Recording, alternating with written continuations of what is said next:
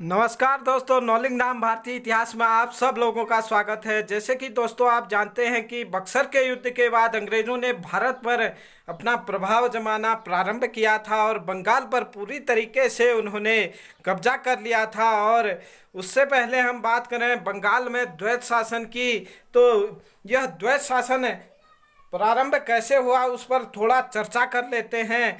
इलाहाबाद की संधि होती है जो 1765 ईस्वी में होती है। इसके तहत दो संधियां करता है रॉबर्ट क्लाइव। जब 1765 ईस्वी में दोबारा भारत में बंगाल प्रेसिडेंसी का गवर्नर बनकर आते हैं, तब उन्होंने जो भारत की परास्त शक्तियां थी, शाह आलम द्वितीय मुगल सम्राट, शुजाउद्दौला नवाब, अवध के नवाब के साथ, और साथ ही साथ जो बंगाल के स्वतंत्र नवाब मीर जाफर का पुत्र नजमुद्दौला, इन से दो इलाहाबाद की संधियां होती हैं। प्रथम इलाहाबाद की संधि 12 अगस्त 1765 ईस्वी में हुई थी, जिसमें हस्ताक्षर रॉबर्ट क्लाइव, शाह आलम द्वितीय एवं नजमुद्दौला ने किया था। और इसके तहत शाह आलम द्वितीय ने उड़ीसा, बंगाल और बिहार की दीवानी जो थी वह अंग्रेज़ों को प्रदान कर दी थी, और बदले में अंग्रेज़ों ने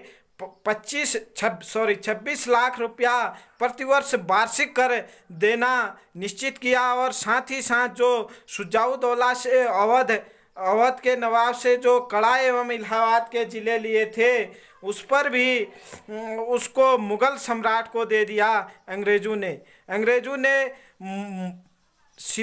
शुजाउद्दौला अवध नवाब से इलाहाबाद एवं कड़ा के ज़िले शाह आलम को दे दिए, और शाह आलम ने बंगाल, बिहार और उड़ीसा की जो दीवानी थी वह अंग्रेज़ों को दे दी। और साथ ही साथ दूसरी संधि जो होती है 16 अगस्त 1765 ईस्वी में, इसके तहत अंग्रेज़ों को भारी छूट मिलती है, अवध में मुक्त व्यापार करने की छूट मिलती है। और कड़ा एवं इलाहाबाद, जैसे कि हम बता चुके हैं कि यह शाह आलम को दे दिया गया, और पूरे अवध में उन्हें करमुक्त व्यापार करने की छूट मिलती है। और साथ ही साथ चुनार पर अंग्रेज़ों का अधिकार स्वीकार कर लिया जाता है। जैसे कि आप जानते हैं दोस्तों, द्वैध शासन का अर्थ वैसे ही स्पष्ट होता है, दो लोगों का शासन। अगर यह कब प्रारंभ हुआ कहें तो यह प्रारंभ 1765 ईस्वी में हुआ। किसने प्रारंभ किया? तो यह प्रारंभ किया था रॉबर्ट क्लाइव ने प्रारंभ किया था, जो उस समय बंगाल प्रेसिडेंसी के अंग्रेज गवर्नर थे। अगर इसे समाप्त करने की बात कहें तो इसे समाप्त वारेन हेस्टिंग ने किया, जिसने 1772 में यह समाप्त किया। बंगाल का अंतिम गवर्नर जनरल वारेन हेस्टिंग्स को कहा जाता है, और भारत का प्रथम गवर्नर कहा जाता है। दोस्तों, पहले बंगाल के गवर्नर हुआ करते थे, उसके बाद बंगाल के गवर्नर जनरल, उसके बाद भारत के गवर्नर, उसके बाद भारत के गवर्नर जनरल रहे, और उसके बाद वायसराय रहे। इसके बारे में भी हम चर्चा करेंगे। फिलहाल यहाँ पर देखें, वारेन हेस्टिंग्स जो थे बंगाल के अंतिम गवर्नर जनरल और भारत के प्रथम गवर्नर रहे हैं ये। और इनके समय में जो ये द्वैत शासन था इसे समाप्त किया गया। अब द्वैत शासन पर हम एक नज़र डालें कि यह द्वैत शासन किस प्रकार से चला, इसके बारे में थोड़ा चर्चा करें। जो ये द्वैत शासन था, दो लोगों का शासन, दो लोग, बंगाल के नवाब और अंग्रेज़ों का शासन यहाँ पर था। बंगाल के नवाब नजमुद्दौला जो मीर जाफर के पुत्र या मीर जाफर के उत्तराधिकारी थे, यह एक अयोग्य शासक सिद्ध हुआ, और इसने अंग्रेज़ों के अधीन ही सारे कार्य किए। मतलब यह अंग्रेज़ों की कठपुतली बनकर ही रह गया। और दूसरी तरफ जो शासक अंग्रेज गवर्नर क्लाइव था, इन दो लोगों का शासन रहा है। और जहां शांति और सुव्यवस्था का कार्य नजमुद्दौला को सौंपा गया, वहीं सैन्य सुरक्षा एवं मालगुजारी का जो दीवानी राजस्व संग्रह का जो कार्य था वह अंग्रेजों के पास था। निजामत का कार्य मतलब शांति और सुव्यवस्था का कार्य नजमुद्दौला के पास था, जबकि यह नाम मात्र का था और न्याय पुलिस भी इसकी नाम मात्र की थी, क्योंकि जो अंग्रेज अधिकारी होते थे वह इसके या इसके अधिकारियों की तनिक भी परवाह नहीं किया करते थे। वह इनके अधिकारियों की लगातार अवहेलना किया करते थे, जबकि दूसरी तरफ अंग्रेज़ों को जो ये मालगुजारी या राजस्व कर इकट्ठा करने की जानकारी नहीं थी, इसीलिए इन्होंने भारतीय लोगों की सहायता ली और भारतीय लोगों को नियुक्त किया। और जो ये बंगाल का गवर्नर था, इसकी सहायता के लिए अंग्रेज़ों ने उप गवर्नर नियुक्त करने शुरू किए। अगर हम बात करें जो सारा अधिकार हुआ करता था उन दिनों, नायब नाजिम या जो उप गवर्नर हुआ करते थे, इन्हीं के पास सारे अधिकार हुआ करते थे। बंगाल में अंग्रेज़ों ने रजा खां को उप गवर्नर नियुक्त किया, नायब नजीम, और जिसका केंद्र मुर्शिदाबाद हुआ करता था। बिहार का नायब नजीम कहें या उप गवर्नर कहें, वह सिताब राय को अंग्रेज़ों ने नियुक्त किया और पटना उसका केंद्र था। उड़ीसा जो एक और केंद्र था, वहाँ पर राय दुर्लभ को नायब नाजिम या उप गवर्नर नियुक्त किया गया। द्वैध शासन जो ये दोहरा शासन है, इससे अंग्रेज़ों को क्या फायदे हुए कि जो भारतीय शासक था उनका विरोध नहीं करना पड़ा, क्योंकि अगर अंग्रेज पूर्णतः अपने हाथ में सत्ता ले लेते तो जो क्षेत्रीय मराठा हैं या अवध के नवाब हैं या अन्य जो नवाब थे वह इनका विरोध करते, लेकिन इनको इससे बचने के लिए फायदा हुआ। जो भारतीय परिप्रेक्ष्य में तो यह भी नुकसान ही है, हानि है, लेकिन जो कंपनी को फायदा हुआ कि भारतीय शासकों का विरोध नहीं करना पड़ा।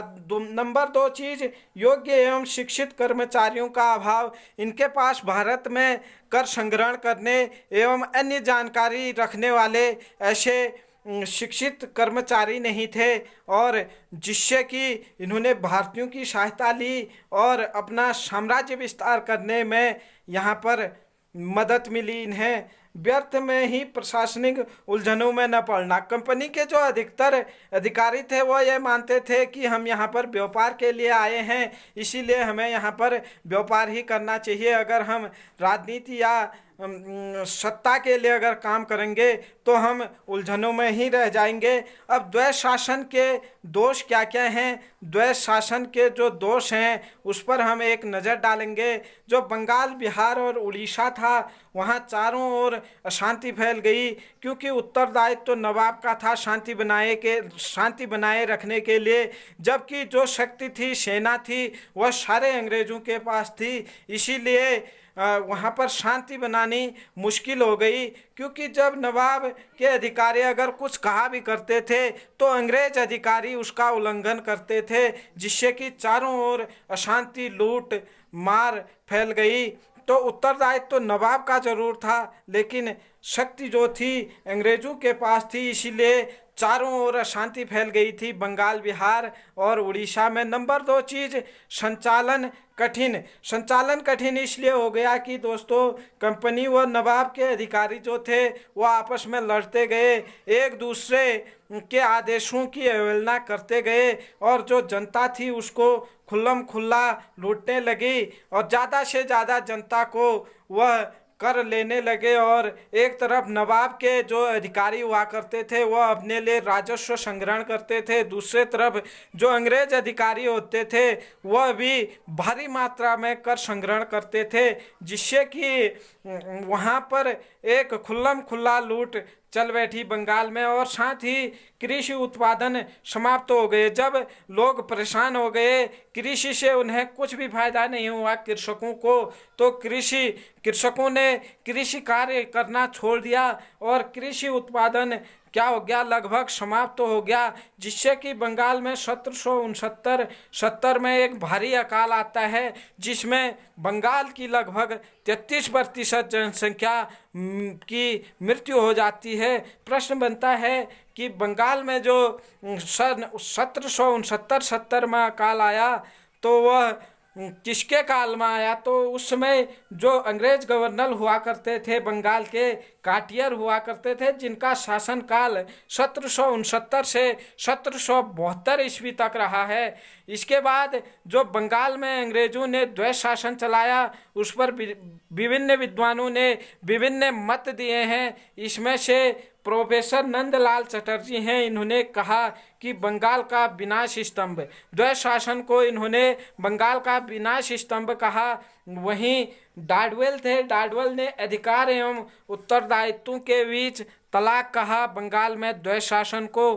के एम पणिकर थे, के एम पणिकर ने सन 1765 से 72 तक कंपनी ने बंगाल में डाकुओं का राज स्थापित कर दिया। ये कहा। अब हम कैसे इसको याद रखें? जो नंदलाल थे प्रोफेसर, उन्होंने इसे विनाश कहा, और जो डाडवेल थे उन्होंने इसे तलाक कहा, और साथ ही साथ पाणिकर ने डाकुओं का राज्य कहा।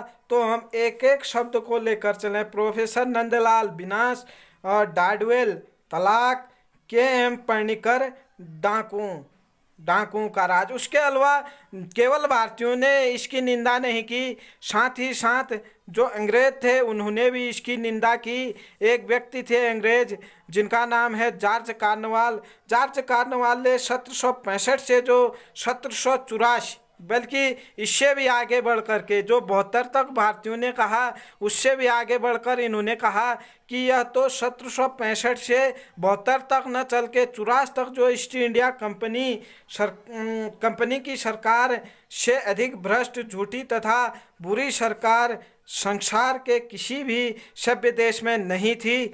और साथ ही साथ रिचर्ड बियर ने कहा कि यह देश जो कड़े से कड़े स्वेच्छाचारी शासकों के अधीन भी हरा भरा तथा लहलहाता प्रदेश था, जब से कंपनी को इसकी दीवानी मिली है उजाड़ हो गया है। तो इस प्रकार से कार्नवाल के लिए हम याद रख सकते हैं भ्रष्ट एवं झूठी, और साथ ही साथ रिचर्ड बियर जो हैं उनके लिए याद रख सकते हैं लहलहाता प्रदेश, क्योंकि ये जो कॉन्सेप्ट कथन दिए हैं विद्वानों ने, ये कहीं ना कहीं परीक्षाओं में निश्चित तौर पर हाई लेवल के जो परीक्षा होंगी वहाँ पर निश्चित तौर पर पूछे जाएंगे, इसलिए आपको यह जरूर याद रखना है दोस्तों। हाँ, अगर आपने इसके पहले भाग नहीं देखे हैं, बंगाल के स्वतंत्र शासक भाग 1, 2, 3 सब यहाँ पर पहले पढ़ाए जा चुके हैं, तो आप पहले उन्हें देखिए, उसके बाद ही ये ज़्यादा बेहतर ढंग से समझ में आएगा। अगर आप चैनल पर नए आए हैं